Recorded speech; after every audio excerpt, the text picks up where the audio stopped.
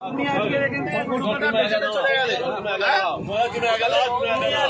বেচেতে চলে গেলে, তুমি আজকে মালগুলো বেচেতে চলে গেলে, আমাদের মুসলিম ভাইরা কিনলো, কিনে রাস্তায় খারাপ করে কাটলো, তোমরা নিয়ে চলে যাও।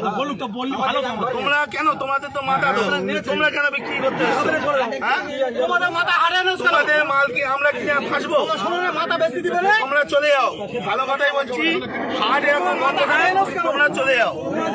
কেউ একটা ভালো কথা বলো, এনাদের কেউ একটা কিন্তু কোনো কথা বলবে না। উপরে বলুক, উপরে বলতে বলো, করে খাই, আমরাও করে খাই। এখন কথা হচ্ছে ওনাদের মাথা, ওনারা বেচে দিচ্ছে, আমাদের মুসলিম ভাইরা কিনছে, কিনে ফেসে যাচ্ছে, ওনারা টাকা টেনে বাড়ি চলে যাচ্ছে, আর কিন্তু কোনো সমস্যা নেই। সুতরাং কেউ একটা এদের কোনো কথা বলবে না, এনারাও করে খায়। কিন্তু তোমরা মানে মানে কাকা নিয়ে বাড়ি চলে যাও। সরকার যতক্ষণ না নির্দেশ দিচ্ছে কি হবে, কেউ কোনো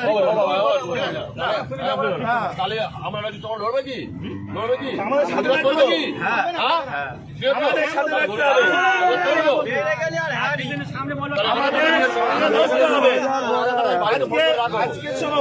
আজকে ভারতবর্ষে এই গরু এক্সপোর্টে ইন্ডিয়ার দ্বিতীয় নম্বরে, আর আমরা আজকে করছি অপরাধ, আমরা করে ফেলেছি।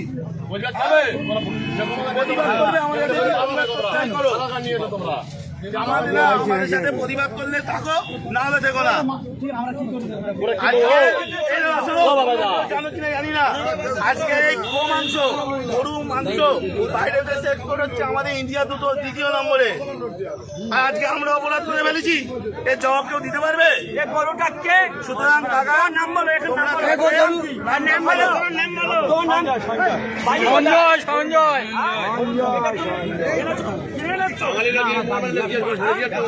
14 বছর বয়স হয়েছে, এটা 14 বছর বয়স হয়েছে, তুমি এই কাজটা করলে তোমার কালকে তো ঘোষণা হচ্ছে আমরা